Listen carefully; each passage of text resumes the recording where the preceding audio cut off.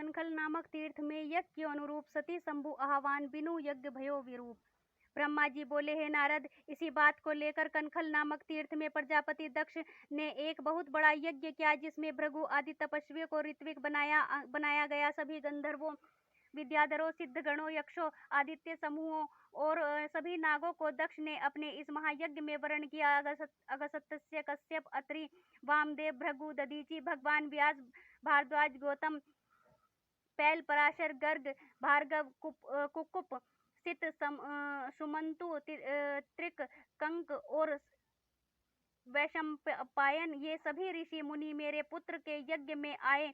मैं भी सपरिवार और बैकुंठ से श्री विष्णु भी अपने पार्षदों और सपरिवार सहित आए। इसी प्रकार अन्य सभी देवता दक्ष के यज्ञ में पधारे, परंतु दुरात्मा दक्ष ने उस यज्ञ में शिवजी को नहीं बुलाया और यह कह दिया कि वे कपालधारी हैं। शिवजी में छिद्र देखने वाले दक्ष ने अपनी प्रिय पुत्री सती को भी यही कहकर नहीं बुलाया कि वह कपाली की भार्या है। जब इस प्रकार यज्ञ आरंभ हुआ, तब उसमें भगवान शंकर को न आया देख शिव भक्त दधीचि ने सब देवताओं और ऋषियों से पूछा कि महायज्ञ में भगवान शिव क्यों नहीं आए। दधीचि के ये वचन सुनकर मूढ़ बुद्धि दक्ष ने मुस्कुराकर कहा, देवताओं के मूल विष्णु जी तो आ ही गए हैं, फिर शिव की मुझे क्या आवश्यकता। यह कहो कि मैंने ब्रह्मा जी के कहने से उसे अपनी कन्या दे दी, नहीं तो इस अकुलीन माता पिता से रहित भूतों प्रेतों के स्वामी आत्माभिमानी मूर्ख स्तवद मौनी और ईर्ष्या करने वाले को कौन पूछता। वह इस यज्ञ कर्म के कदापि योग्य नहीं है, इसलिए मैंने उसे नहीं बुलाया। मेरे इस यज्ञ को तो आप सब लोग ही मिलकर सफल करेंगे। दक्ष के ऐसा कहने पर दधीचि ने सब मुनियों को सुनाते हुए कहा कि तुम चाहे जो कहो, पर भगवान शंकर के बिना तो यह यज्ञ अपूर्ण ही रहेगा, इसमें तुम भी नाश को प्राप्त होगे। ऐसा कह दधीचि ऋषि उस यज्ञ से अकेले ही निकलकर अपने आश्रम को चले गए और इस प्रकार वहां जितने भी शिव भक्त थे सब दक्ष को श्राप देते हुए अपने आश्रम को प्रस्थानित हुए। दक्ष के हंसने लगे। फिर उसने अन्य मुनियों से कहा कि शिव भक्त दधीचि चला गया, यह अच्छा हुआ। मैं तो बहिष्कृतों को अपने यज्ञ में चाहता ही नहीं। विष्णु आदि आप सभी लोगों को अपने यज्ञ में सभी लोग वेद के वक्ता हैं, मेरे यज्ञ को सफल बनाइए। दक्ष की इस बात को सुनकर देवता और मुनीश्वर शिवजी भी की माया से मोहित हो गए। उन्होंने देवताओं की पूजा आरंभ कर दी। हे मुनीश्वर, यह तो दक्ष शाप की कथा मैंने तुमको सुनाई, अब आगे यह विध्वंस का योग सुनाऊंगा। कि निषेध मानी नहीं, सती मुख पहुंची आए, यह देखकर प्रतिकूलता, मन में अति दुख पाए। ब्रह्मा जी बोले, जिस समय देवता और ऋषिगण दक्ष के यज्ञ उत्सव करते हुए जा रहे थे, उस समय दक्ष पुत्री सती अपनी सखियों के साथ गंधमादन पर्वत पर धारागृह में कौतुक पूर्वक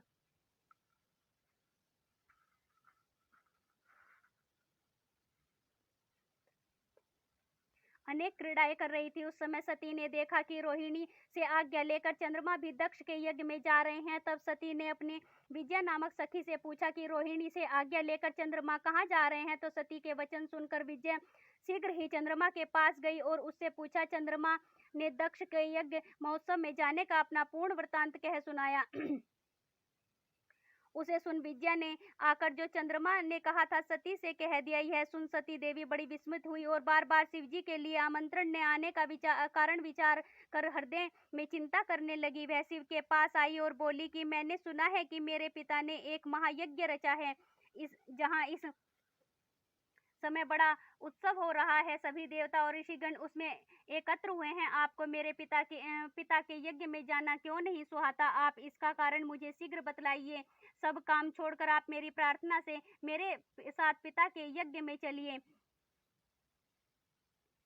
संबंधियों का यही धर्म है कि समय पर प्रेम बढ़ाने के लिए उनके समीप जावे। सती के ये वचन शिवजी के हृदय में बाण से लगे। फिर भी वे इस प्रकार प्रिय वचनों में बोले कि हे देवी, तुम्हारे पिता दक्ष मुझसे विशेष वैमनस्य रखते हैं, इसी कारण उन्होंने मुझे निमंत्रण नहीं दिया, और जो बिना बुलाए दूसरों के घर जाते हैं वे मरण से भी अधिक अपमान पाते हैं। इसी कारण हमें और तुम्हें दक्ष के यज्ञ में नहीं जाना। मैं तुमसे सत्य कहता हूँ कि बाणों से विद्ध होने पर भी मनुष्य इतना व्यथित नहीं होता जितने अपने संबंधियों के आक्षेप से मनुष्य का हृदय दुखी होता है। यह सुन सती जी क्रुद्ध हो गई और शिव जी से बोली, हे शंभु, आप ही से यज्ञ सफल होता है, परंतु इस पर भी मेरे दुष्ट पिता ने आपको नहीं बुलाया। अतः मैं दुरात्मा अपने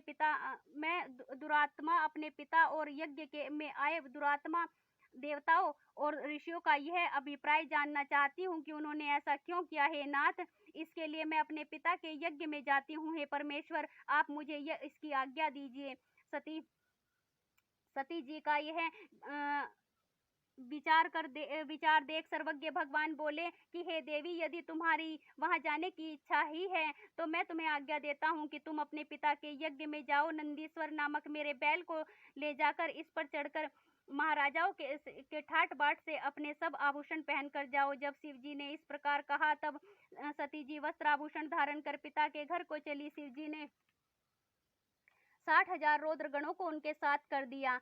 भाग शंभु नहीं देख पाए दक्ष अपमान, मान अवज्ञा माही, मुख क्रोधाविष्ट महान। ब्रह्मा जी बोले, अब सती जी वहां जा पहुंची जहां विशाल यज्ञ हो रहा था। सती को आई हुई देखकर उनकी माता अक्षनी तथा बहनों ने यथोचित सत्कार किया, परंतु दक्ष तथा उनके अनुयायियों ने कुछ भी आदर नहीं किया। परंतु सती